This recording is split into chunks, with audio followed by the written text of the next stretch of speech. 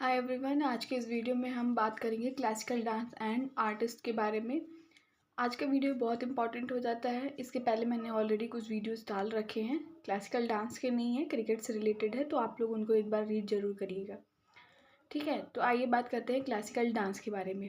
India के dance कितने type के होते हैं? दो प्रकार के। कौन से? क्लासिकल डांस हो गया और दूसरा कौन सा होता है? फोक डांस होता है। ठीक है, अभी क्लासिकल डांस की हम डेफिनेशन के बारे में बात करेंगे एंड देन हम फोक डांस की डेफिनेशन के बारे में बात करेंगे। हालांकि ये जो डेफिनेशन रहती है वो आती नहीं है एग्ज़ाम में, बट आपको जानना ज़रूरी है कि इसमें हम समझे कैसे इसको, है ना, कि ये क्लासिकल डांस क्या है और फोक डांस क्या है। तो जो भारतीय नृत्य रहता है उसको दो भागों में बांटा गया है। पहला शास्त्रीय नृत्य यानी क्लासिकल डांस। ठीक, अब क्या होता है क्लासिकल डांस? भारतीय संस्कृत के शास्त्रीय नृत्य काल में उत्पन्न हुए नृत्य को शास्त्रीय नृत्य कहते हैं। ठीक है, मतलब क्या कह रहा है? शास्त्रीय काल से जो भी नृत्य उत्पन्न होते हैं उन्हें शास्त्रीय नृत्य कहते हैं। ठीक है, लोक नृत्य स्टार्ट करने से पहले मैं ये भी बता दूं कि जो शास्त्रीय नृत्य है वो दो प्रकार का होता है। मैंने यहाँ पे लिखा नहीं है क्योंकि ये बहुत बार क्वेश्चन में पूछा नहीं गया है, इसलिए ज़्यादा इंपॉर्टेंट नहीं है, बस आप एक बार समझ जाइए। ठीक है, दो प्रकार का होता है, एक होता है लास्य नृत्य और दूसरा होता है तांडव नृत्य। लास्य नृत्य जो रहता है वो कोमलता को, कामुकता को दर्शाता है। ठीक है, यानी थोड़ा सा स्मूथनेस को दर्शाता है। लेकिन जो तांडव नृत्य होता है वो आपको शब्द से ही समझ में आ रहा है कि तांडव क्या हो रहा है, यानी क्रोध को दर्शाता है। ठीक है, ये शास्त्रीय नृत्य के दो प्रकार मैंने बताए आपको।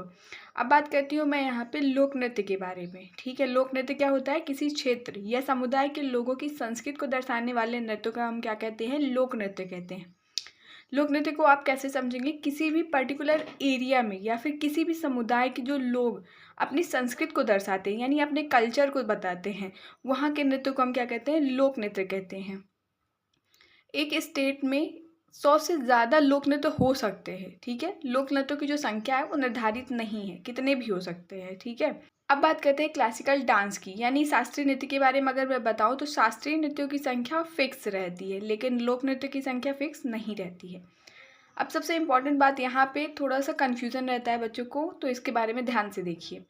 संगीत नाटक अकादमी के अनुसार शास्त्रीय नृत्य की संख्या कितनी है? 8। ये याद रखने वाली बात है कि संगीत नाटक अकादमी के अनुसार शास्त्रीय नृत्यों की संख्या मैं बता रही हूँ 8 होती है, लेकिन संस्कृत मंत्रालय के अनुसार, यानी कि मिनिस्ट्री ऑफ कल्चर के अनुसार, जो शास्त्रीय नृत्य की संख्या है वो कितनी होती है? 9 होती है। यहाँ पे सबसे ज़्यादा कन्फ्यूजन तब होता है जब क्वेश्चन पूछ लिया जाता है। कैसा क्वेश्चन पूछता है? संगीत नाटक अकादमी के अनुसार शास्त्रीय नृत्य की संख्या कितनी है, तो बच्चे कंफ्यूज हो जाते हैं। कभी कभी वो 9 आंसर लगा देते हैं, लेकिन आपको गलती नहीं करनी है, आपको आंसर 8 करना है।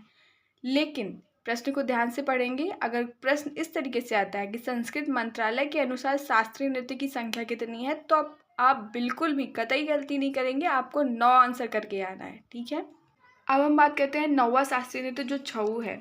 ठीक है, ये एक क्लासिकल डांस है लेकिन सेमी क्लासिकल डांस है।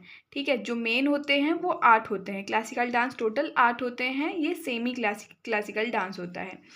तो अब देखते हैं, शास्त्रीय नृत्य का वर्णन नाट्य शास्त्र में मिलता है, यानी नाट्य शास्त्र में कई बार क्वेश्चन पूछा गया है कि जो शास्त्रीय नृत्य का वर्णन है वो कहाँ पे मिलता है, तो आपको बताना है ये कि नाट्य शास्त्र में मिलता है। और ये ऐसा भी क्वेश्चन पूछता है हमेशा कि किसने इसको लिखा है, तो आपको बताना है यहाँ पे कि भरत मुनि के द्वारा ये लिखा गया है और ये पंचम वेद कहलाता है। झारखंड राज्य में ये मनाया जाता है। अब हम बात करते हैं भारत के बहुत ही इंपॉर्टेंट क्लासिकल डांस के बारे में, भरतनाट्यम की। भरतनाट्यम कहाँ, कौन से राज्य में मनाया जाता है? तमिलनाडु राज्य में मनाया जाता है, और ये सबसे पुराना क्लासिकल डांस रहता है। सबसे पुराना है मतलब इसका कुछ नाम भी होगा पुराना, तो इसका पुराना नाम सादेर है।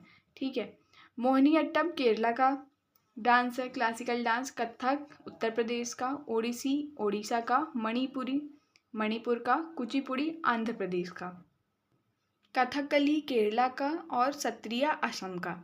अच्छा, सत्रिया सबसे नया और क्लासिकल डांस है, इसे 2000 में क्लासिकल डांस, सन 2000 में क्लासिकल डांस का दर्जा दिया गया था।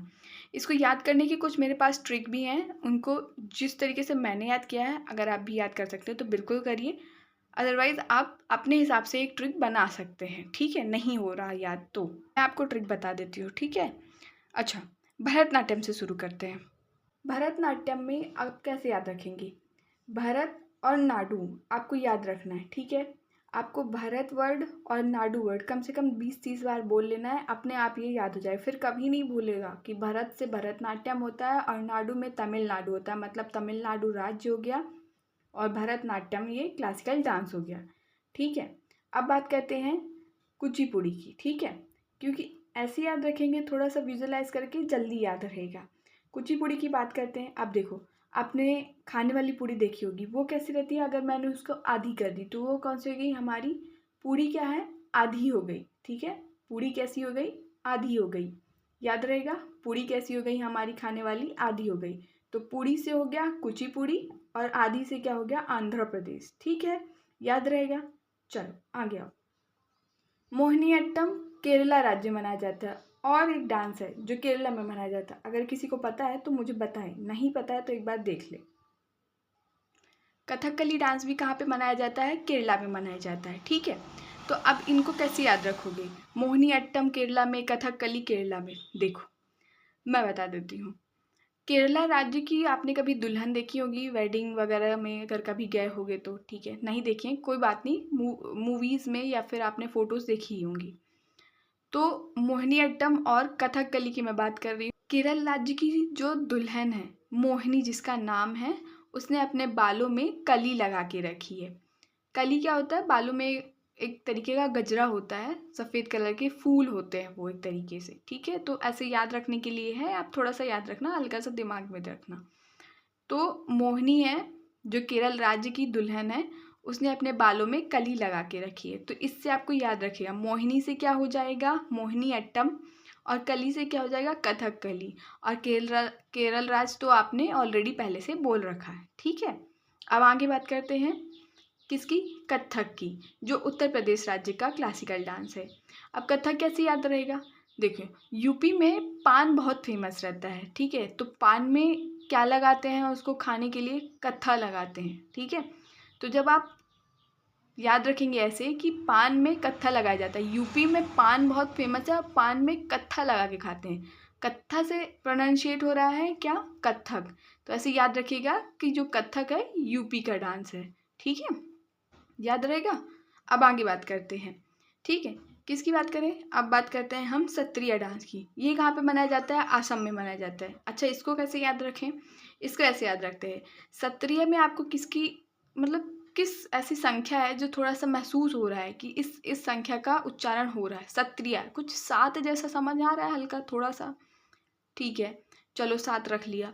अब त्रिया, त्रिया मतलब 3 करके कुछ ऐसा हल्का सा समझ में आ रहा होगा, तो सत्रिया 7 और 3 हमने क्या कर दिया? सत्रिया बनाया है, जोड़ा है उसको। तो हम यहाँ भी क्या करेंगे? 7 और 3 को जोड़ेंगे, बन जाए कितना? 10। 10 क्या है? एक सम संख्या है। तो ऐसे याद रखोगे, सम, सम से क्या आता है? असम। ठीक है, ऐसे याद रखना है। तो सत्रिया और असम। ठीक है, सत्रिया कहाँ पे मनाया जाता है? असम में मनाया जाता है। आई बात समझ में? याद रहेगा। अब हम एक एक करके हर क्लासिकल डांस के बारे में थोड़ा थोड़ा पढ़ेंगे। ठीक है, भरतनाट्यम के तो याद हो गया होगा, कहाँ कौन से राज्य में मनाया जाता है? तमिलनाडु में मनाया जाता है। और ये सबसे पुराना प्राचीन शास्त्रीय नृत्य है। ठीक है, अब यहाँ पे कुछ चीज़ें यूज़ करी जाती हैं जिससे आपको थोड़ा समझ में आएगा कि भरतनाट्यम में आप डांस करते कैसे हैं, ये समझना है। ठीक है, कहाँ से शुरू होता है, कहाँ पे ख़त्म होता है, तो इसके बारे में जानते हैं। आला रिपू, ये फर्स्ट स्टेप होता है। कोई भी डांसर जो रहता है, ये पहला स्टेप रहता है आला रिपू। इस अंश में कविता होती है और इसे वार्म अप के तौर पे देखा जाता है। अब वार्म अप कैसे होता है?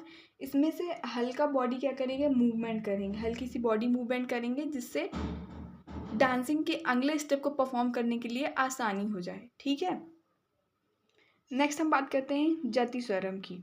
अब जति स्वरम क्या होता है? इस अंश में नर्तक अपने कला ज्ञान का परिचय देता है। ठीक, अब कला ज्ञान का परिचय कैसे देगा, इसके बारे में मैं ओरली बता रही हूँ। ठीक है, यहाँ पे जो सारेगामा के स्वर होते हैं, ठीक है, उन पे क्या करता है डांसर? अपनी टेक्निकल स्किल को दिखाता है। यहाँ पे वो धीरे धीरे वो सुंदर स्टेप में फॉरवर्ड करते जाता है, इसीलिए वो अपने कला ज्ञान का क्या कर रहा है? परिचय दे रहा है। ठीक, अब आते हैं शब्दम में। इस अंश में नाट्य भावों का वर्णन किया जाता है। नाट्य भावों का वर्णन कैसे करेगा वो? यहाँ पे वो अपने डांस के साथ साथ अपने जो फेशियल एक्सप्रेशन है वो दिखाता है। जो ये फेशियल एक्सप्रेशन रहते हैं जिसमें नाट्य भाव दिखते हैं, ये क्या करते हैं, दर्शकों को यहाँ पर जो कहानी के भाव से जोड़ने का काम करते हैं। डांस में कहानी के भाव आने लग जाते हैं धीरे धीरे और दर्शक इस चीज़ को समझते हैं उनके जो फेशियल एक्सप्रेशन रहता है वो जो भाव देते हैं उससे। ठीक है, अब बात करते हैं वर्णम की। इस अंश में नृत्य कला के अलग अलग वर्णों को प्रस्तुत किया जाता है। ये वर्णम जो रहता है सबसे लंबा होता है, ठीक है, सबसे कठिन भाग यहीं पे होता है। यहाँ पे सबसे बड़ा काम रहता है नृत्य कला, यानी यहाँ पे चीज़ों को सब कुछ बैलेंस करके चलना पड़ता है। ठीक है, अब आते हैं पदम की। इस अंश में 7 पंक्तियों वाली वंदना होती है। ठीक, तिल्लाना। इस अंश में नारी के सौंदर्य के अलग अलग भावों को दर्शाते हैं। यहाँ पे नारी के सौंदर्य के बारे में, नारी के सौंदर्य के अलग अलग जितने भी भाव रहते हैं उनको दर्शाते हैं। ठीक है, भरतनाट्यम दक्षिण भारत के धार्मिक विषयों और शैव धर्म के आध्यात्मिक विचारों को भी व्यक्त करता है। कौन कौन सी शैलियाँ होती हैं इसको सीधे से याद रखना है।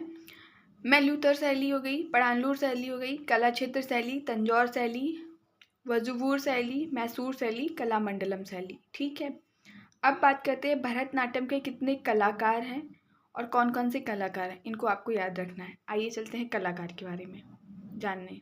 भरतनाट्यम के कलाकार यामिनी कृष्णमूर्ति, ठीक है, ये पहली कलाकार रही हैं, राज्य तमिलनाडु से, मतलब ये कहाँ से हैं, तमिलनाडु से। अवार्ड इनको कौन कौन से अवार्ड दिए गए थे, इनका पद्मश्री दिया गया है 1968 में, पद्म भूषण दिया गया है 2001 में, पद्म विभूषण दिया गया है 2016 में। यहाँ से सीधे क्वेश्चन पूछे जा चुके हैं तो इनको हल्के में नहीं लेना है, यहाँ पे याद रखना है, इनकी डेट भी याद रखनी है। ठीक है, अब कौन सी आत्मकथा से जुड़ी थी, ए पैशन फॉर डांस। ठीक है, शास्त्रीय नृत्य, कौन कौन से शास्त्रीय नृत्य से जुड़ी हुई थी, ये भरतनाट्यम से और कुचिपुड़ी से जुड़ी हुई थी। ठीक, अब आ जाती है सोनल मानसिंह, ये कौन से राज्य से हैं, मुंबई महाराष्ट्र राज्य। इन्हें कौन कौन सा पुरस्कार दिया गया है, 1992 में इन्हें पद्म भूषण दिया गया है, पद्म विभूषण दिया गया है 2003 में। सबसे कम उम्र में पद्म विभूषण प्राप्त करने वाली नृत्यांगना रही हैं ये।